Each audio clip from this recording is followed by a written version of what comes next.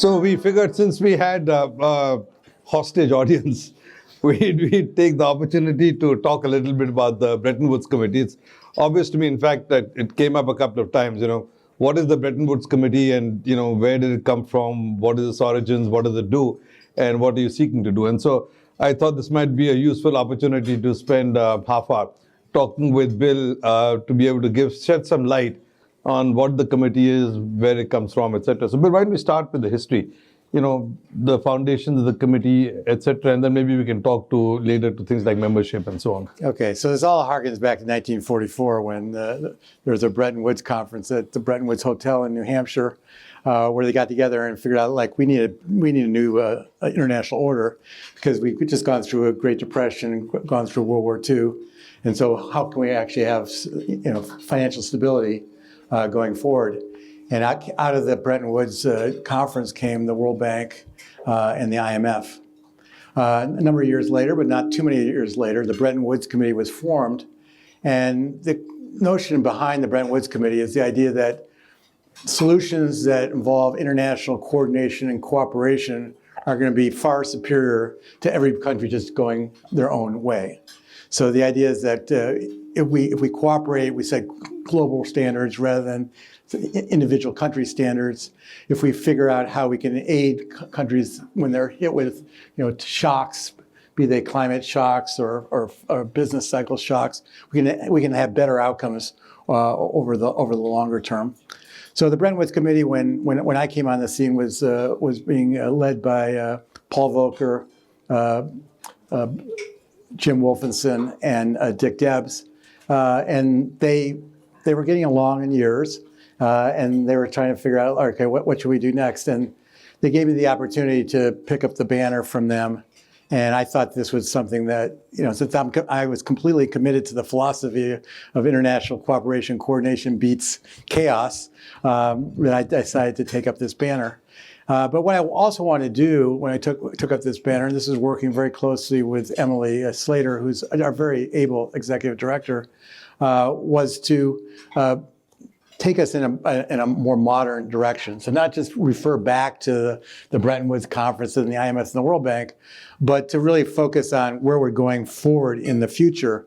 And a couple of aspects of that. Number one, international cooperation and coordination is broader than what just the IMF and the World Bank does. Climate is a good example. Trade, World Trade Organization, health. There's a whole bunch of areas where this is an important venue. Second, that the Bretton Woods Committee had a very U.S.-centric orientation. If you look at our membership and where we had events, it was heavily populated by U.S. members. And if we're really in favor of international cooperation and coordination on a global basis, it's pretty obvious that the Bretton Woods Committee need to get a lot more global. And so we've reached out around the world, and we have people on our board of directors now from all over the world, on our advisory council from all over the world. Piyush is on our advisory council. And we're continuing to grow this institution globally. And that was obviously the motivation for doing this event with DBS today, is to take this on the road to Asia. And we're hoping to come back on a regular basis. Before I go on, I just want to thank Piyush and DBS and the staff for all the tremendous work. We couldn't have done this on our own. We had tried to do this on our own, we would have had one table with 5 people sitting over there, and I'm not sure. You don't know, actually, Bill. Just offer free food in Singapore, everybody comes. But our partners have been extraordinary, helpful, and generous in bringing this to passage. So thank you so much. Well, thank you. Thank you for the kind words. But I want to go back to, my association through the 80s and 90s. A lot of the work, Bill Rhodes was part of this, was around the sovereign debt restructuring issue, the Latin American debt crisis. And so can you shed some light on, what Bretton Woods Committee was able to achieve then? But more important, this is one that still continues to be a big agenda for the committee. And so where we are in world economics today, again, a number of countries who are on the verge, especially the smaller emerging markets, who are on the verge of a similar kind of crisis. So again, as we go forward, where do you see this headed? Is there a role for multilateral cooperation in that regard, and how's that coming along? Well, I have to say, I mean, we're not in a great part of the circle right now. We're in sort of the vicious part of the circle rather than the virtuous part of the circle, in the sense that globalization is actually unwinding. The pressure on low and moderate income countries is increasing, partly due to what we talked about before about the U.S. macro environment and the Federal Reserve tightening monetary policy very, very aggressively. So we're sort of going in the wrong direction. But my view is, since we're going in the wrong direction, the need for these kind of efforts becomes even more important rather than less important. The other thing I think that's really important is, we have a lot of global problems that really are much bigger than what any individual country can address on their own. I mean, when you think of climate change, for example, and we'll come back to this in a bit, I'm sure, climate change is not about what the United States does. It's really about, if we don't have India and China on board in a serious way, we're not going to be successful with climate change in taking this forward as an agenda. And I think this is true for a lot of different areas. U.S. is becoming less important in the world, I think it's fair to say. China is becoming a lot more important in the world, and I think one of the challenges that we see, both at the Bretton Woods Committee, but just generally, is we need to bring China into the conversation as an active participant in the conversation, because we're not going to get anywhere if they're not, fully engaged and involved. So now, two subtexts to this question, though. So, one you mentioned earlier in the state, I think you're right, that at the end of the day, a lot of the people and institutions are inward looking for a good reason. Like you said, Raghuram Rajan used to keep making the case about the extraterritorial impact of the Fed's monetary policy agenda. It spills over around the world. And yet, as you correctly said, I mean, the FOMC has got a mandate to look after the US interests. And so, yes, we are unhappy about what happens to you, but what do you want us to do? So in that context, is this idea of really being able to coordinate policy actions, do things together, multilateralism, is that utopian, or do you think it still work? Look, I don't think it's easy to reach these solutions, but I think there's a number of examples where we've actually, you see examples of where there have been these kind of cooperative solutions. I mean, think about what's been done after the great financial crisis in terms of making the global financial system much more resilient and robust. I mean, the Basel Committee came out and promulgated much tougher capital standards that were then taken across the world. I worked very deeply on principles for financial market infrastructures to make central clearing counterparties much more robust. And I think that actually works. So I think, everyone has to see it in their interest to participate in this process. But if you can get people to come along, they will get benefits of having the broader community involved. I mean, so let me turn it around and ask you a question. So I'm in the United States, and the United States is obviously a big player. You're in Singapore, which is not a big player. Well, an important player, but not a big player. But you're trying to navigate through all these different forces where you have China on one hand, the U.S. on the other hand, that are drifting apart. How does Singapore think about all these issues? Well, it's a great question, Bill. And for countries like us, small countries, we are price takers. And when you're a price taker, then it always helps to make sure that you have an international set of rules so you can make sure that there is a balance in the price taking. The problem is if you're a big country and you're not a price taker, but you have the capacity to be a price maker. In that case, do you still want to necessarily cooperate in this thing is a different question. So for Singapore, we're just 200% behind a rules-bound, a rules-based multilateral international system, because that's what gives us a capacity to operate. But I'm not sure that necessarily applies to the U.S., China, the big countries, etc. Right? Well, that's true. I mean, if you look at the the voting rights on the IMF, they're unequally divided relative to economic significance at that point. And the U.S. has essentially a veto right on the IMF in terms nothing's going to happen unless the U.S. is comfortable with that, and that's probably a little bit too much power for any one country. I mean, ideally, you hope that the country that's sort of in that lead position is enlightened. And I think I'm actually pretty pleased with the conversation I had an opportunity to have with Treasury Secretary Yellen a couple of weeks ago, where she talked about the fact that we do have these global goods and that we have to solve for. Climate change is the most important one of them. And so the fact that the U.S. is recognizing the fact that they can't do it all on their own, I think is that first necessary condition to actually making progress on this going forward. In fact, she basically told the World Bank that World Bank needs to think about how it's going to reconfigure itself to be reorienting itself so it can actually address these global goods problems that we have going forward. So I thought it was an important step. Well, just sticking to the sovereign debt issue for a second, one of the other challenges that's changed a lot between the 80s, 90s, and now is who are the participants in the financial system? In those days, it was mostly the banking sector.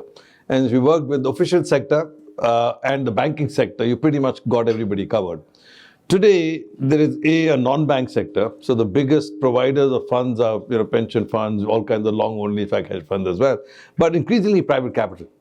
Right? So if you want to create a multilateral cooperation agenda, now you're talking about bringing in a whole set of new participants. What is the capacity to engage with this broader constituency, you think?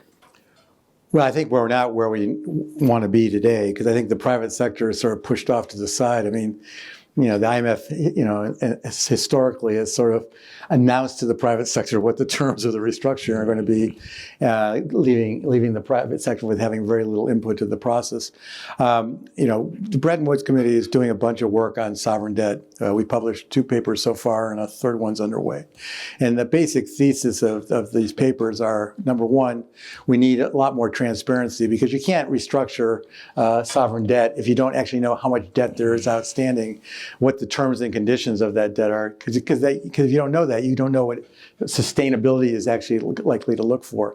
So the first thing is we've been pushing the notion that we need a lot more transparency in the sovereign debt space. The good news is there are some important initiatives there. There's a whole reporting regime now of data going into the OECD, so we can actually get better information. But where we haven't made much progress is that we have to get China involved in this, because China is the biggest creditor to the emerging markets in the world. And if they're not involved, then this isn't going to really work. And as you know, I mean, the Common Framework and the Paris Club, it's just not inclusive enough to make this really workable. So private sector, we think definitely you want to get them engaged, but we're not there yet. And I think that's something we really have to work with, because, as you know, I mean, the resources of the IMF are small relative to the resources of the private sector. My personal view is you have more transparency, you get the private sector involved. That gives you the possibility to actually tap a substantially greater set of resources for lower income, moderate income countries. So I do want to get to the other parts of the agenda, but before that, I'm going to take up this thing you talked about. How do you make the IFIs, the financial institution, that's more representative of today's world? How do you bring in China, for example? So this idea of IFI reform, or what we could do, and how do you make a platform which is more representative? What are your thoughts on that, and is there a way forward? Well, we are just starting a working group to try to take this on as much. There's a lot of work going on this around the world. I mean, I think, if we want to step back a bit and sort of think about what went wrong. I mean, to me, a very, important moment for me was the Russian invasion of Ukraine.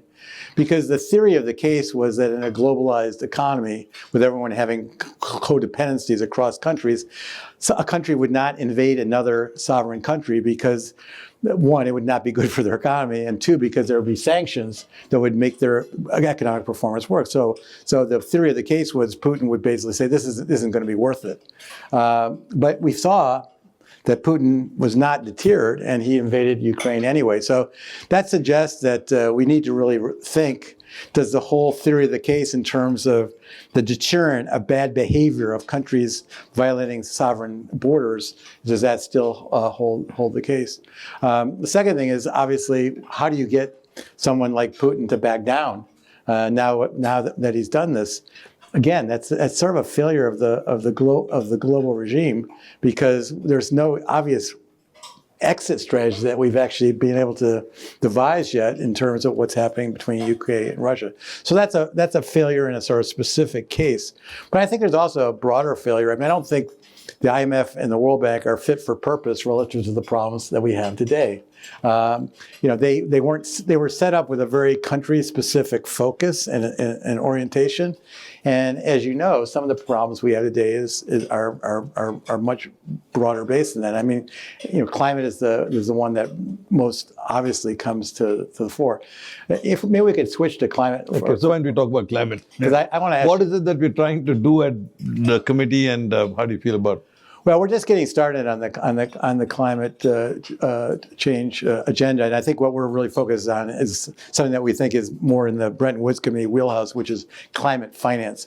How do you actually motivate the flow of money to economies that can actually do the most to reduce carbon emissions at the lowest cost? I think right now we have sort of this, the resources are in places that probably don't have as much capacity to reduce carbon relative to the countries that don't have the resources, who probably have the lowest, have the highest efficiency benefit of reducing carbon if they could have the resources.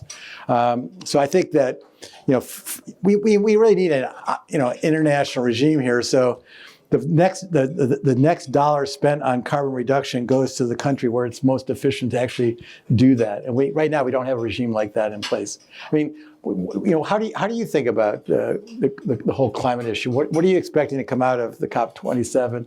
How do you see this moving forward?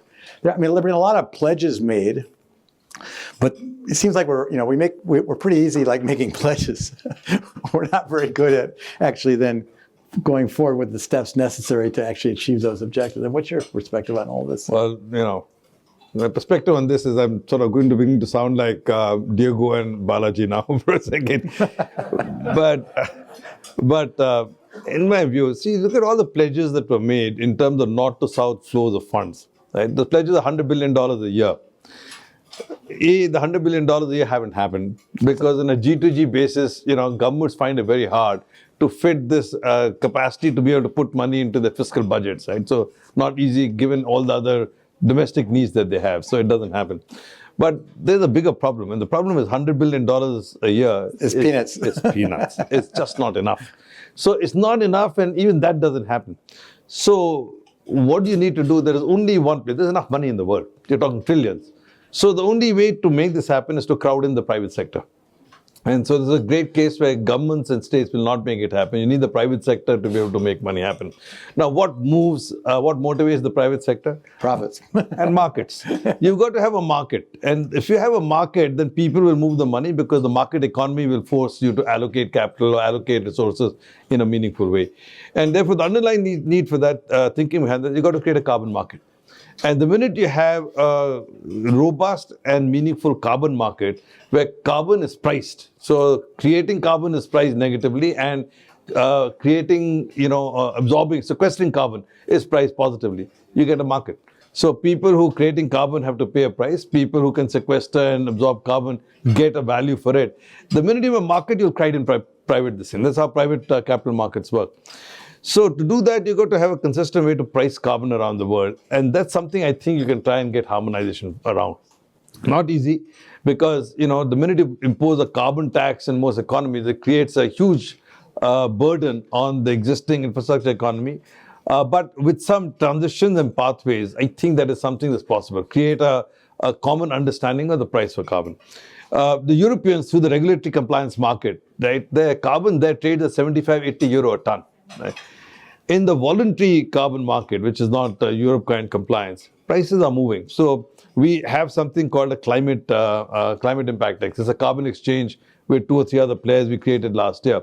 We just did our first auction, public auction, 3 days ago. And 250,000 tons of carbon cleared at $27.50. The generally traded price for carbon, voluntary carbon, has been $8 to $10. It got up to 13, 14, came back to 8, 10. So at $27.50, it was a step change in terms of what people are willing to pay for good quality carbon credits. Now, what does that do? It takes, by the way, this was a mangrove project out of Pakistan. So what does it do? It takes the mangrove project from Pakistan, It allows those people to earn 27.50 a ton. And who bought most of the carbon? Institutions from around the world, particularly in Europe. Now, that's private sector mobilization of capital from the north to the south. And we can start scaling this up and get the carbon markets to function, you will have that. Now, that requires a few things, which you got to have high quality. The reason carbon markets didn't get created after Kyoto Protocol, it's very opaque. Nobody knows, are you really sequestering carbon? Nobody knows, what is the total externality carbon you create. So there's a lot of groundwork that needs to be done in terms of measurements, in terms of common taxonomy, in terms of disclosures. But I think that's the path of travel. Sounds like you need a referee too to, sort of validate the claims of how much carbon actually has been eliminated. To establish sort of ground rules. I mean, there's some question about whether the World Bank could actually take a lead role in this. I think there's an opportunity. The World Bank has a registry which we're trying to get them to set up in Singapore. And the registry actually documents every project and creates a central record-keeping base. And of course, in the world of blockchain, you don't even need that. But it still doesn't do the accreditation. It doesn't do the verification accreditation. So far, that's being done by individual players. Silvera, Truecost, etc. do this.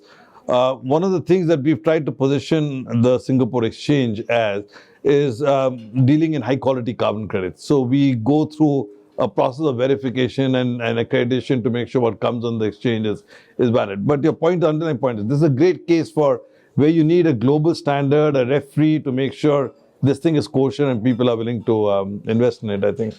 So what's your assessment of the possibility for real progress? The problem with this is partly it's such a long, such a slow-moving process, but existential that it's so easy for people just to say, well, we'll get to it next year. Yeah. So I'll take the glass half empty view first. And that's two or three things. Number one, actually most immediate, is after Russia, Ukraine, and the energy crisis. I think the world started figuring energy security as important as, sustainable or green energy. And frankly, it's something which many people in the South have argued before. This cannot be a binary process. You got to have considered and thought through transition pathway. We at DBS announced some weeks ago pathways to net zero for 7 different industry segments, starting from carbon intensity today to where we want it to be in 2030. And it's bespoke. We got to work with clients and figure out what's the right pathway to go from here to there. But, it can't be done overnight. But I think that's one half empty. The other half empty problem is what Economist article this week was absolutely right. I don't know if you read it. It says, forget 1.5 degrees, it's not happening.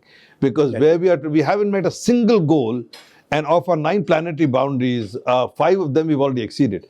So the notion that between now and 2030, we're going to be able to suddenly tip back and get to 1.5 is not happening. So we got to start accepting that and figure what we're going to do. But that's the half empty. The half full. So the half full, first of all, climate is on the agenda today at the end of 2016, the COP in Paris, more than it's ever been. So earlier it was at the periphery. Maybe some NGOs talked about it. Some governments talked about it. Today, there is no private sector company in the world for whom the climate agenda is not one of their top 1 or 2 priorities. And that's a massive game changer. So companies like ours, for example, in the last 4 years, we've been fixated on saying, how do you actually get to net zero? What are your pathways? And we're all working very hard to try to get, in a credible way, to get to where we need to be. And once you have so many, 3,000 companies over the COVID period, made net zero commitments for 2050. Now, I'm normally skeptical.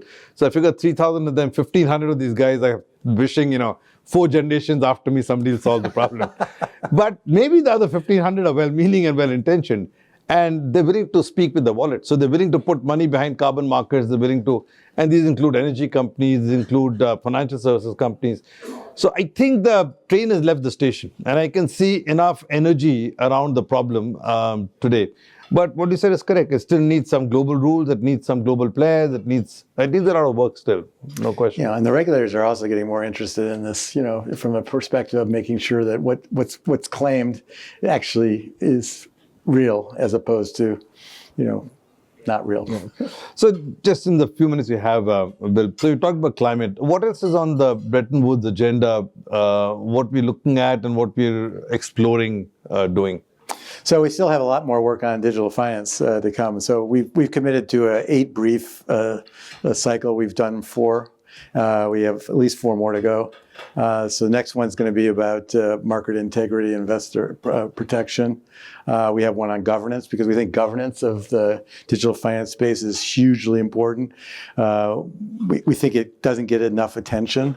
So that's going to be coming out in the next few months.